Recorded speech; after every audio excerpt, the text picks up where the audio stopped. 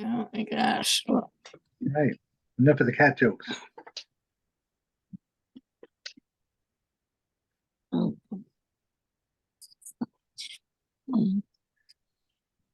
Oh.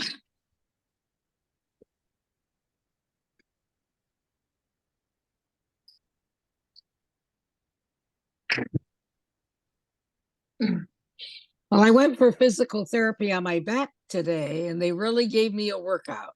Yeah. So how are you? Oh, it's just my lower back is causing my neuropathy. So doctor decided that maybe I should try physical therapy to see if that helps. Yeah. Good idea. Chiropractor is good if you got a good one too. It's not chiropractic, it's just physical therapy. Yeah, but I know I would go to a chiropractor also, and they do help, but you got to find the They right do? one. Yeah, but you got to find the right one. Yeah. Well, I went to one physical that. therapy today for my arm and my shoulder, and Oh, you did? and Oh. trying to Where do get you go, my Aaliyah? Where do you go? Kaiser. So we have Kaiser. Oh, going to Kaiser. Kaiser physical therapy. Trying to get my arm Well, right glad now. you still have Kaiser. That's Arms don't great. work very well, so trying to get the joint so that if the nerve here so that I can move my arm again, the joint is loose enough to actually allow movement. Because right now it is. All right. That's Oh, successful. good. Hope. Yeah. And are your Oh. camera's off? Is that because you don't have Oh, one I on? see. There we go. Okay. Ta-da! Hi, how I are don't know you? about the lighting. This is the best I can do, folks. You look good in Then I blue. can go Yeah, back you to do. Romans 12, 2, and read that again so we can review it. If that's better, I don't know. You look good Might be in blue. worse. That's worse. Yeah. Oh well. I'll read it. Yes, Yeah. go ahead And do and read not it. be conformed to this world, but be transformed by the renewing of your mind, that you may prove what is that good and acceptable and perfect will of God. Could you tell me what you were reading from where? That was Romans 12. Verse 2. What version do you have, Mom? It was Romans 12. Was it number 2? Yeah, Romans chapter 12, verse 2. Yes. Oh, verse 2. Okay. And which Bible is that, Joan? New King James.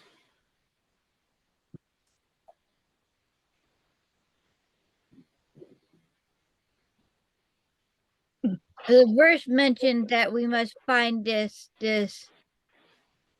we must approve this will of God. So we're going to look at what Paul might mean by will of God today and look at some other places where he uses it.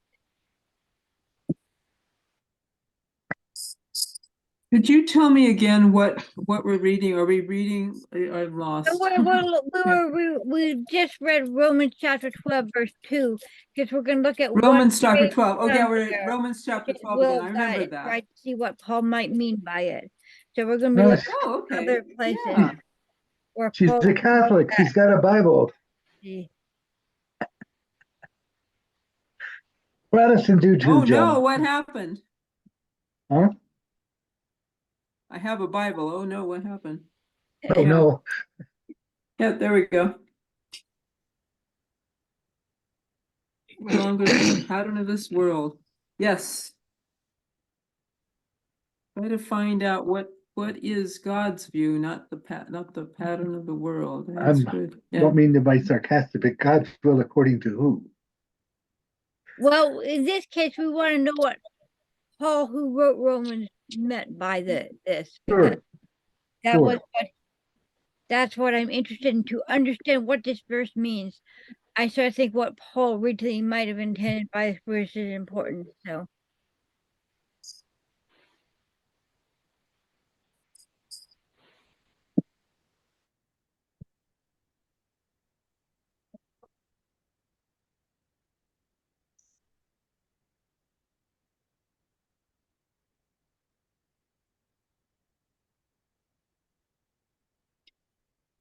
So here's a couple places where Paul uses the term will of God. So Romans Chapter 1, verse 10.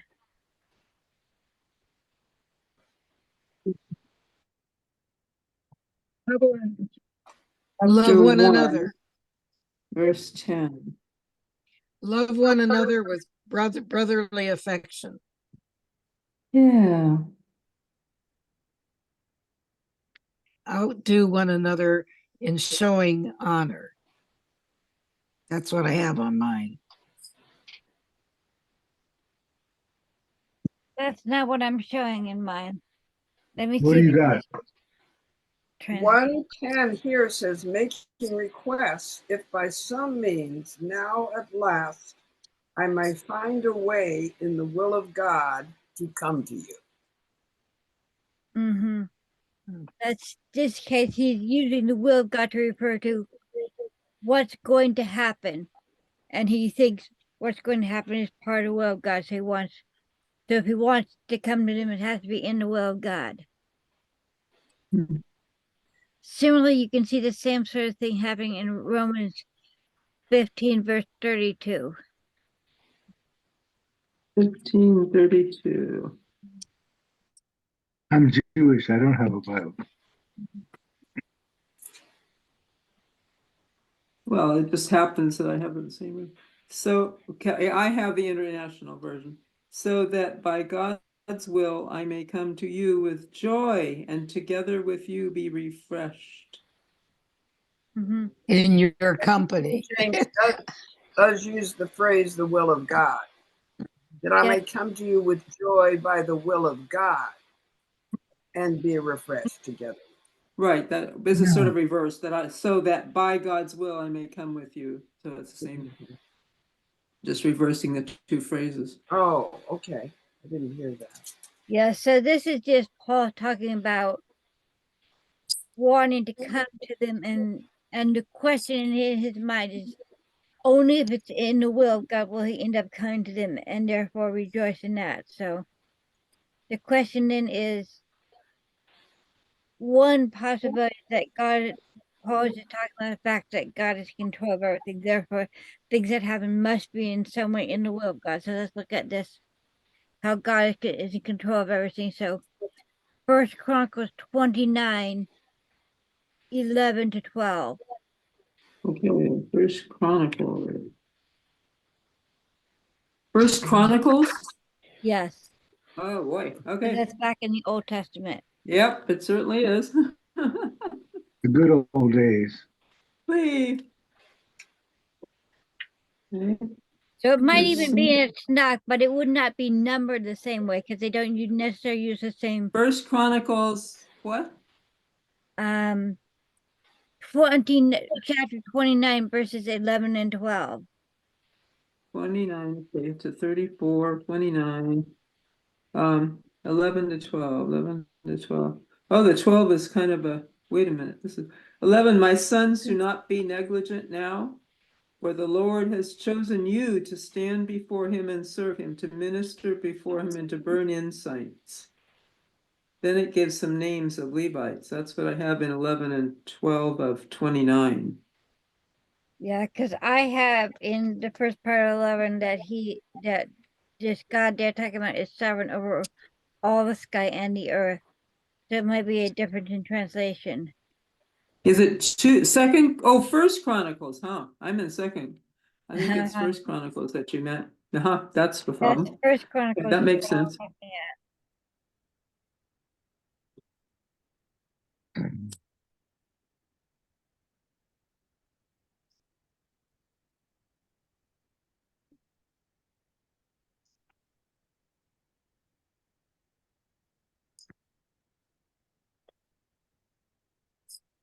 Was that verse 29? No, chapter No. 29, verses 11 and 12. Oh, chapter Yours, O 29. Lord, is the greatness and the power and the glory and the majesty and the splendor. For everything in heaven and earth is yours, which is just said. Yours, O Lord, is the kingdom. You are exalted as head over all. Wealth and honor come from you. You are the ruler of all things. In your hands are strength and power, as you said, things, strength and power to exalt and give strength to all.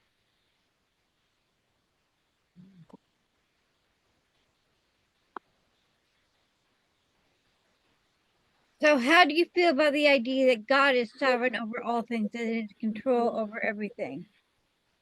Yeah.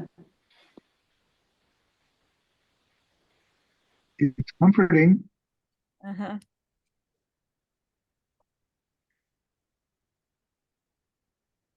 Mm. So how would you feel if God exercises control to always make everyone do the right thing? So nobody can do that and hurt other people anymore. How would you feel about that? Would A you like lot of that? policemen will be out of work. Uh-huh. But remember, it would also apply to you. God, if you suddenly were mad at somebody and wanted to say something mean to them, God would stop you too. How would you feel about that also? I kind of look at it, God would heal the argument rather than, punish, but just heal it. Mhm. That's me. Heal. I like heal. Yeah. I'm not sure about this, Aaliyah. You might be a help, but this refers to the Lord. Oh Lord. Is that equivalent to Yahweh, Jehovah? When Or it could it says, oh not be? Lord, is that equivalent to Yahweh in the Bible?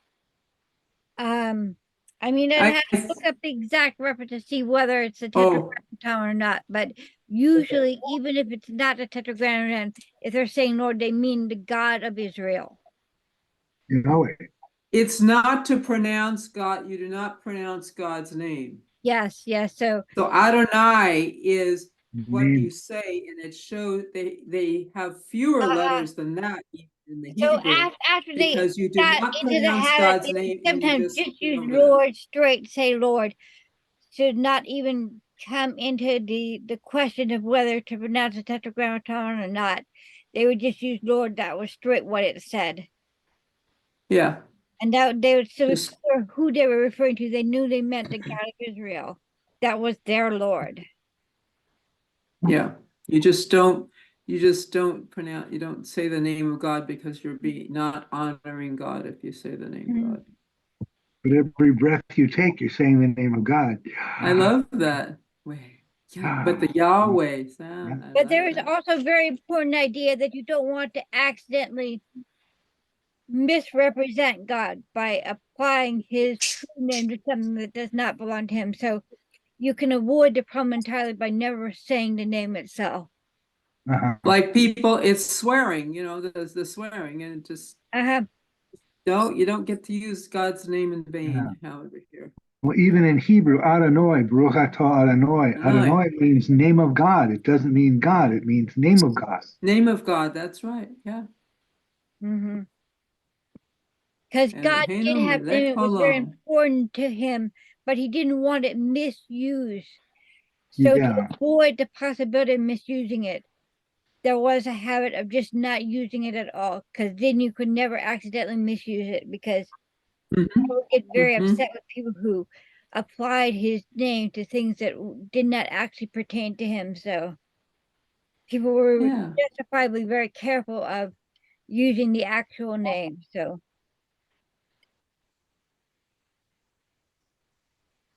Crowding you out, Alice. Did you want to add anything? No, that's fine. I was just looking at the Bible I have and what they were saying in there. yes, Hmm. and some Bibles will actually put one or another possible pronunciation if the tetragrammaton is there in the original. But most people will be respectful and just put Lord in all caps or something to indicate it's a name Yeah.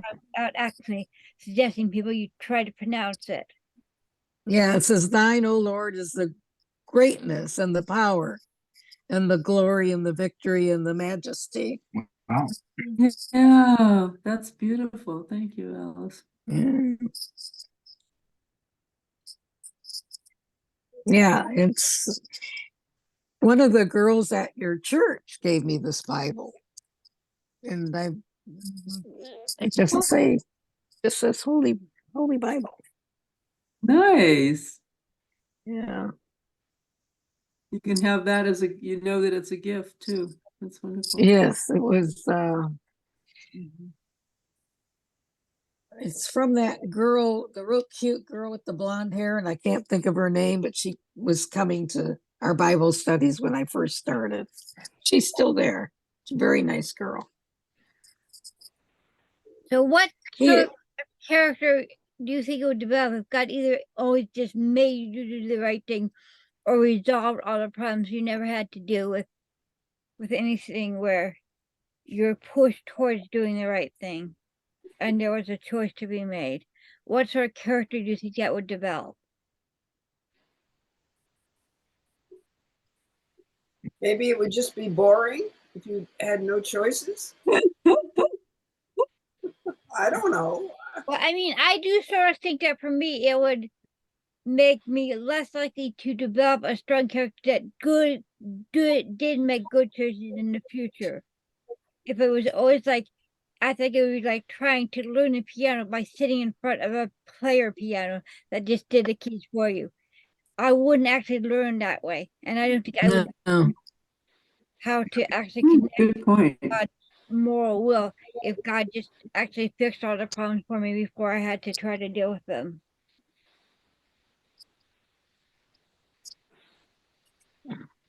Who is in control of your life and what makes your decisions reminds me of some people I met from Hungary.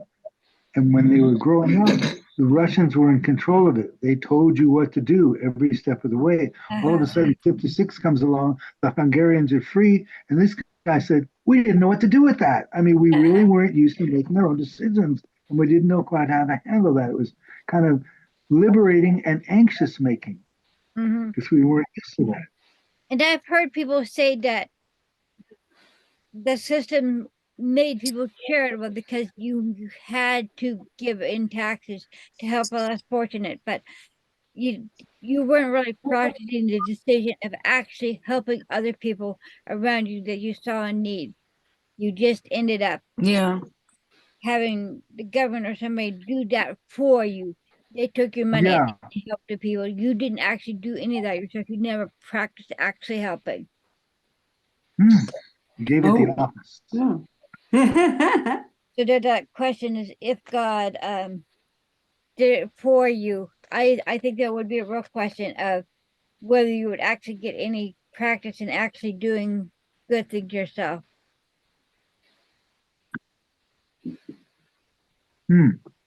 So look at Proverbs chapter 19, verse 21. Proverbs 19.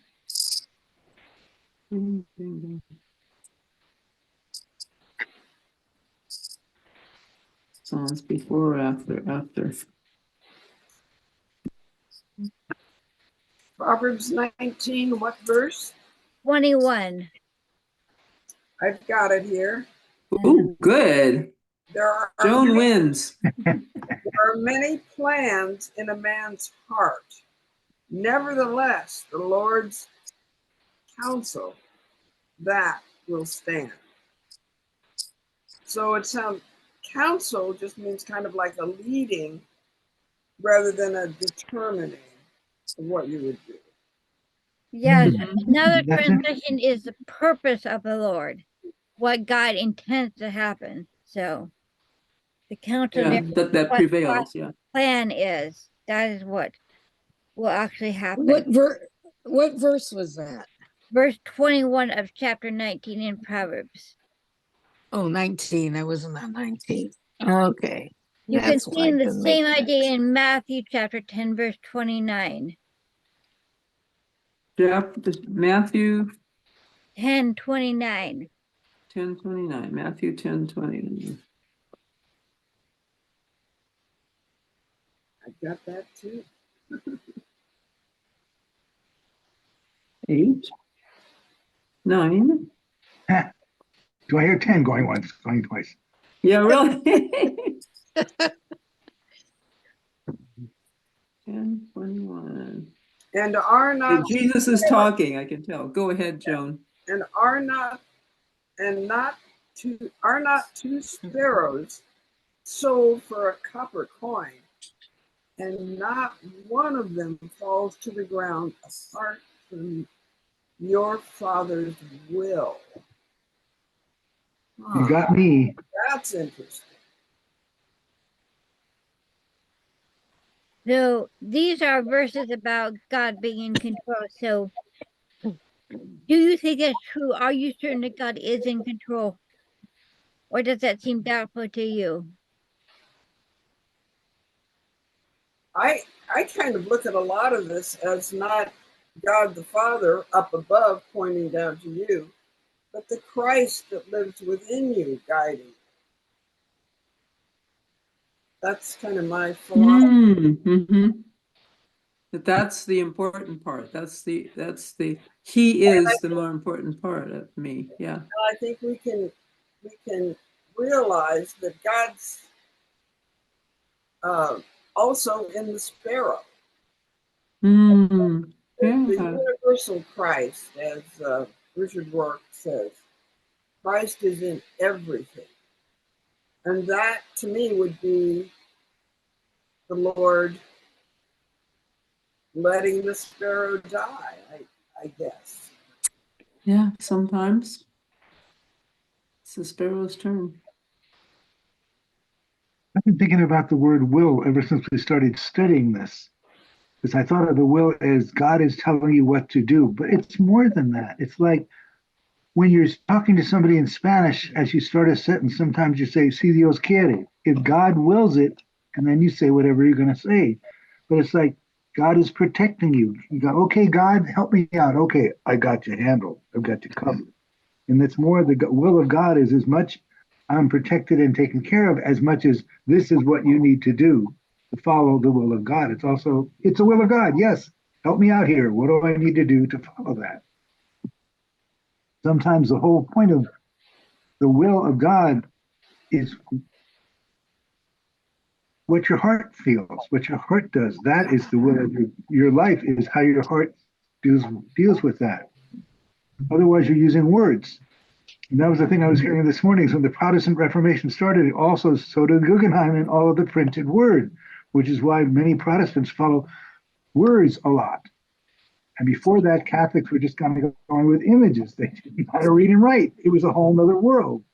Oh, good point.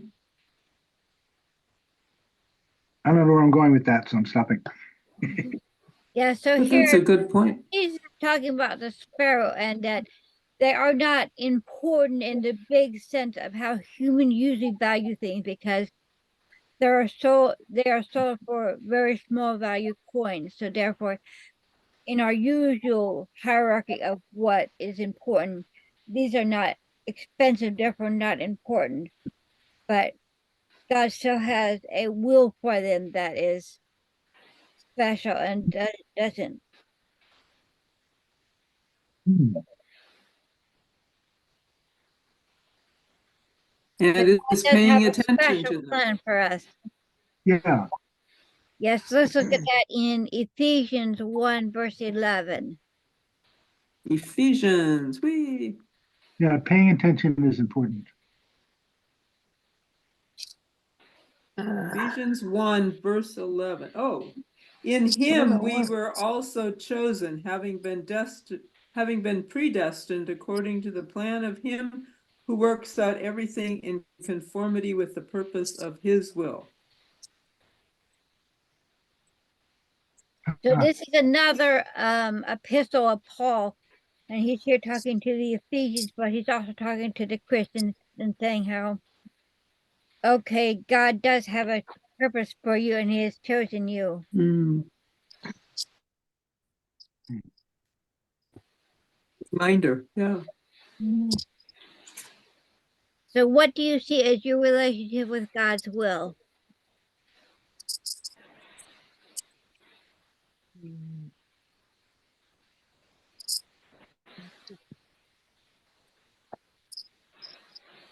What's the question again? I Uh, forgot to. What do you see as your own personal relationship with God's will? My faith and my belief and my faith, and just to follow His word. Mm-hmm. You know, and I do sort of see that God has a specific purpose in my life and he's going to direct me to do what he wills for me to do. And that's confining, but also comforting that I need a path that he lays out for me. He's going to find a way to use me, whatever my talents may be at a certain point.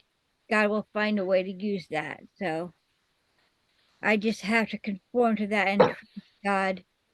He will do something good with what he has for me to do. We get to find out. But I don't always know it perfectly or follow it perfectly. So I do wish I followed it more perfectly. So the next question is, what do you wish your relationship would be? I wish my relationship was close to following it perfectly. The South African Bishop Desmond Tutu used to say, "What makes your heart sing?"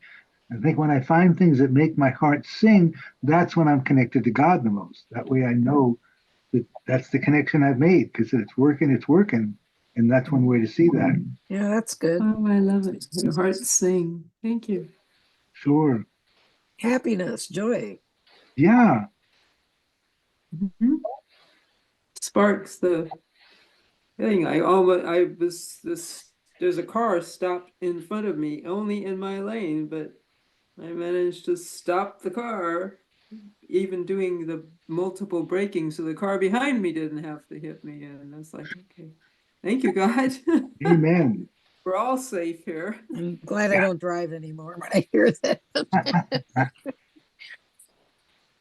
Because jokes are funny with this, and I don't know how to find it anymore. But Desmond Tutu and Nelson Mandela were talking, and what are they doing? They're just telling each other jokes. It's about 10 minutes of just these guys laughing and telling each other jokes. And I went, Oh, that is so wonderful. different, but so appropriate, you know? Yeah. So now let's look at Ephesians 6, verse 6. Yeah.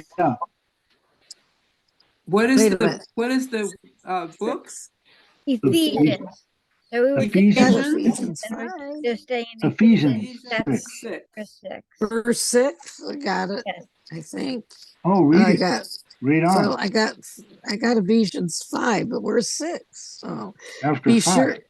I don't know if this is it, but it says Ephesians 5. Is that what you want? No, I don't think that's going to be right. Oh, you want Ephesians 6, verse Yeah. 5? The verse Okay. 5. 6, verse 6. Okay. Okay. Ephesians 6, verse 5. Yeah. Verse 6. Read it. Yeah. Well, read Oh, 5 she's through. saying Yeah. she's saying doesn't hurt. verse 6.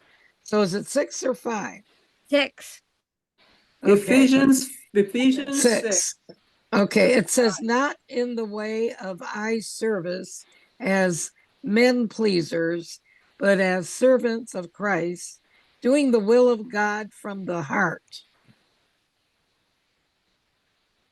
Yeah, Did listen. everybody get that? Yeah. That's important not just to do the will of God, but to do it from your heart in a From correct your heart. Yes. Doing the will of God from your heart. Yeah. Yeah. Wanting to be there and find out what's there and looking for the goodness of it. Yeah.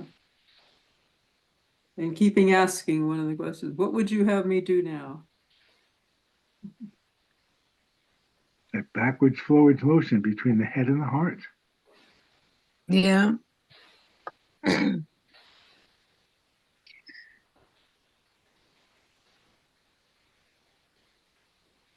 let's look at the results of if we can do this well.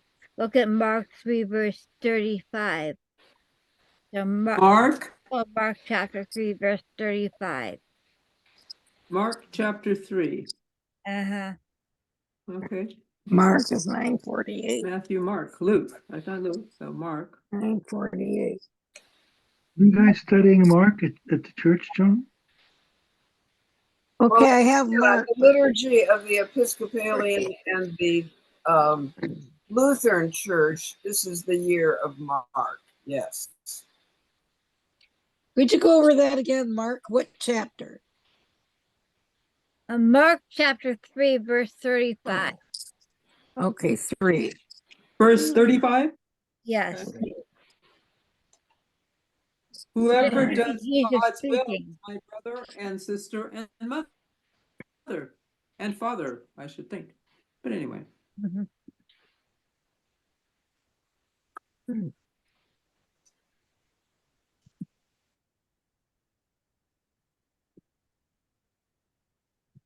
so hanging out with people who are trying to do God's will too. I think that's So what it here says. Jesus is assuring people that the will of God leads to this sort of family connection with him. So have you ever felt a sense of family with fellow Christians or with God? Hmm.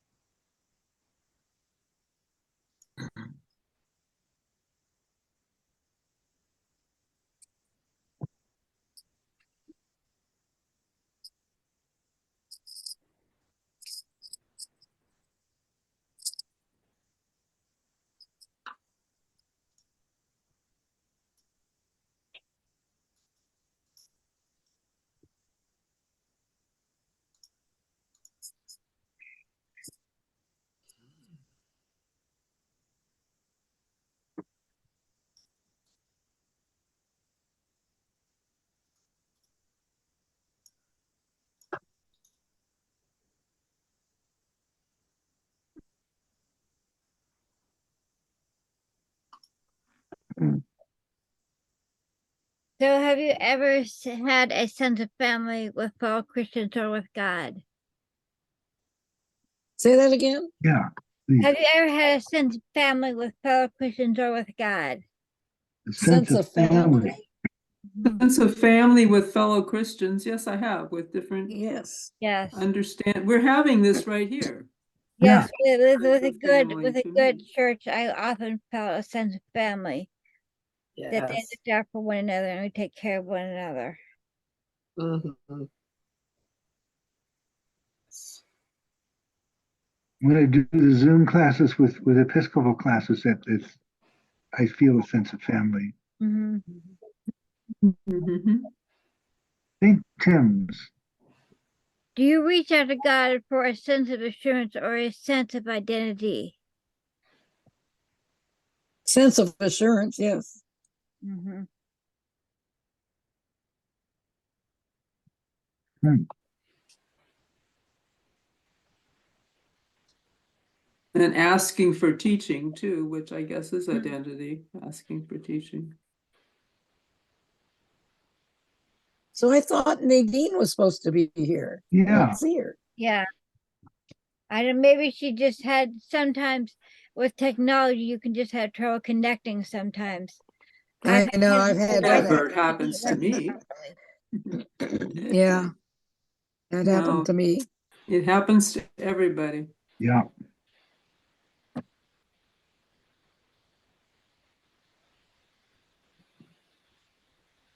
So let's look at also what this requires from us. Look at Hebrews chapter 10, verses 35 and 36. So this is farther forward in the Bible in Hebrews, in the epistle to the Hebrews. Hebrews and Chapter chapter 10, verses 35 and 36.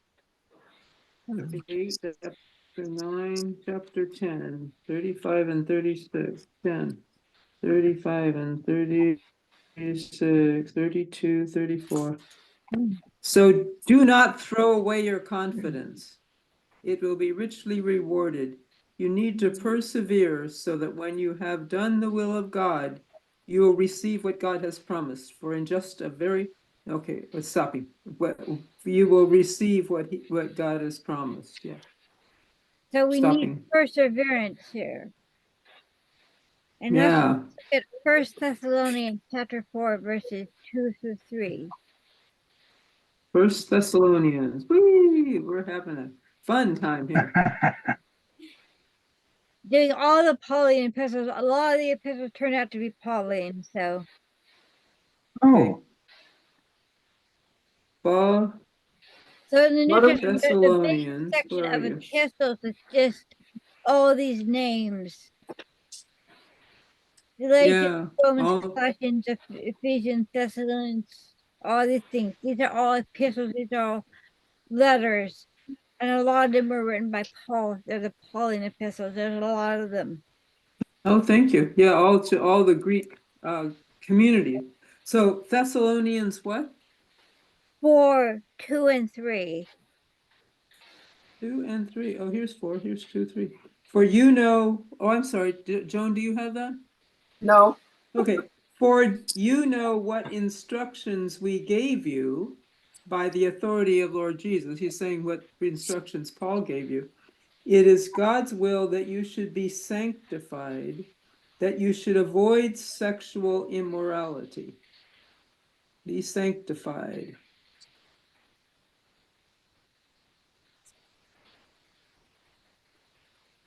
So part of what Paul here is saying is God's will is for you to become holy, to become sanctified. So on one hand, we Yeah. have the idea of just being holy, and the other of becoming holy. So which of these two ideas do you have a clearer picture of?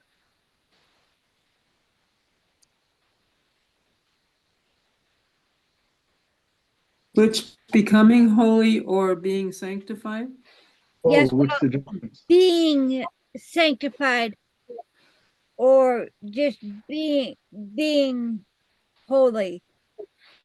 So transport to becoming versus just being. So you can be a saint or you can be in the process of becoming sanctified, which you have a clear picture. Well, I think, yeah, process is definitely what I believe, what I feel like I am in. Yeah. Yes, it is much easier for me to picture being in the process of becoming holy because I know I'm not actually holy yet.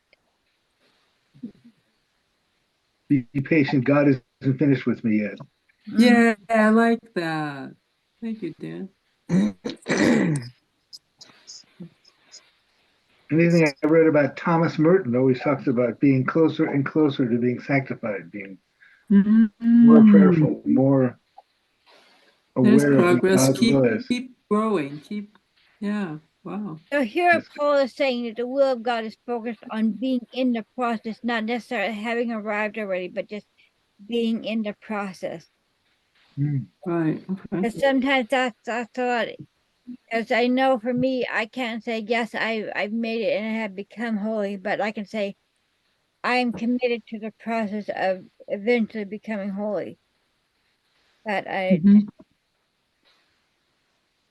it's something I want to do and expect to do, but I don't think I have the control to say I have actually done it yet. Your sister Serena always says all of us are saints and sinners. Mm-hmm. Yeah. We're trying our best to be holy. Mm-hmm. Sometimes we reach for a brownie. Mm-hmm. So why would you want to become holy or be holy? Try to be Christ-like. That's what. Yeah. There And is grace. that you have felt the love of that Christ has for you, and you want to return. You want to be in that relationship, and so you want to draw closer to Him. And part of that is becoming sanctified. Is part of the process of drawing closer to Christ. Yeah. Yes. And grace is forgiveness, right? Mm-hmm. The word Yes, part of grace. that Yeah, process part of is grace is to forgiveness. forgive others as Christ has forgiven you, and Self. that's part of the process of drawing close to Him is to try to work for that forgiveness.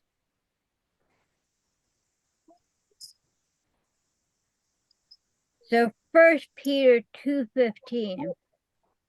First Peter. We got a new. Give So us give us a Only minute. Apostle. epistles were out of Peter. Pauline epistles. This is Epistle of Peter.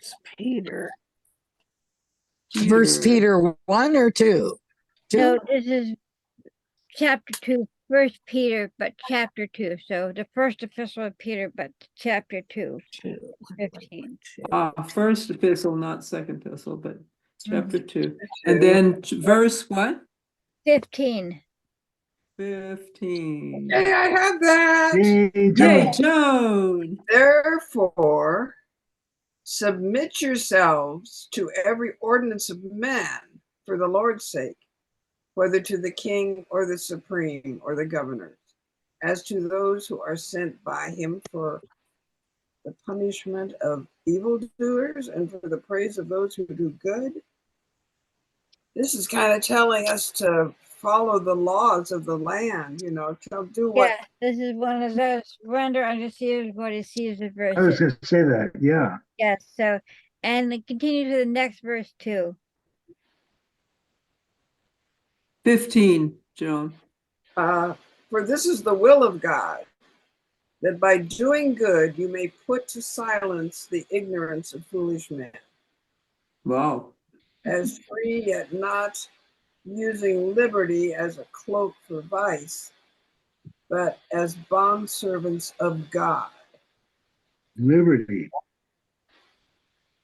Yeah, I'm fine. I'm fine with being a bondservant of God. I'm not necessarily thrilled with the idea of doing whatever the people above you, whatever your government tells you to do. I think of the people who lived in Germany.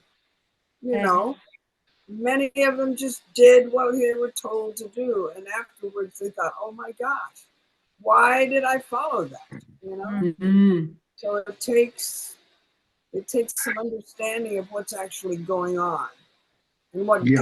God would want you to do, which is Yes, always and love your also enemy. considering the fact that yes, God does expect you to be part of a community and accept the norms of that community and participate in a community of your fellow men and said, look, I don't say I'm above you and I know better than all what is right, and I'm just going to do what I know is right because you don't know and I know. God does not accept that as an attitude. He says, look, you're not above your fellow men to say you know so much better than what is right. But I God's law is love your enemies as yourself. That's If what I was going to somebody's say. Yeah. telling you to do something besides that, it can't be God's will. Yeah, bringing in loving your enemy, bringing in loving others, and so you have to protect yourself, but you have to find yes, ways there's to a be able to balance be. between doing that and not taking it so far that you get into a prideful way where, look, I know God's law and you don't, and I'm going to tell you what to do and what's right, No. and Ah, you can't right. tell me what to do. Because I did think there is a sense where if you get too involved in, look, I'm going to obey God and not man, that can be a good thing. And we do see instances in the Bible where that is the correct thing to do. You can take it too far and start getting a I'm better than you attitude towards other people. Yeah, no, you don't want Try to just say that you don't have to listen to anybody because you're so much better than everybody. And I do think that is a mistake. That's one mistake God is pointing out here, is that you cannot just say, look, because I'm a Christian, I do not have to listen to you. Mm-hmm. I can do what I want. So I don't know if you've gotten down to 22, but I kind of like this. It says, all flesh is like grass, and all its glory like the flower of grass. The grass withers and the flower falls, but the word of the Lord abides forever. Kind of like Wow, that. Yeah. wonderful. I kind of like that. Yeah. That I can see that. Yeah. Yeah, there is something about God that is more permanent than just the will of man. So let's also look at 1 Peter 4:2. So chapter 4, verse 2. chapter Uh, 4 of Peter. Okay, Yes, of verse First Peter 2. that we were just in here. Okay, verse 2 is, so as to live for the rest of the time in the flesh, no longer by human passions, but by the will of God. I don't know if that's the same thing you're talking about. Yes, that Yeah. okay, yes. We can just look just what you want to do needs to be subordinated to the will of God. Ooh, 21. And I think that's an important part of the previous verse where I was talking about look, don't get so caught up in your freedom that you just think you can disobey all the laws. There's also the fact that Good point. that when you're starting to decide for yourself what is right, there is a certain tendency to decide, well, what will please you, and then sort of back solve for that into a justification of why that's the right thing to do, why what you wanted to do was the right thing to do. So you need to be on the lookout for that.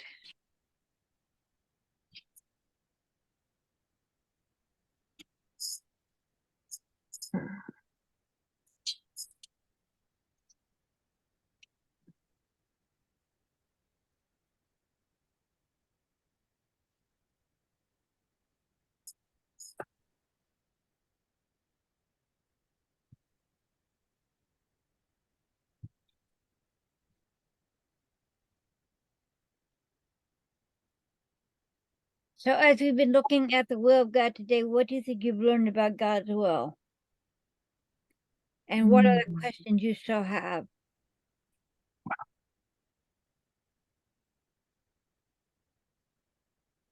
God's will, hearing that there's various perspectives that we can keep learning about God's will. I think that's one of the big things that I see, is that we keep reading different phrases, looking at this, looking at that, learning God's will is a process. Yes. And as we go through in Romans 12, we saw that it was a good, acceptable, and perfect will of God. And we're going to look at certain parts of that in the coming weeks to try to look at the details of that. Oh.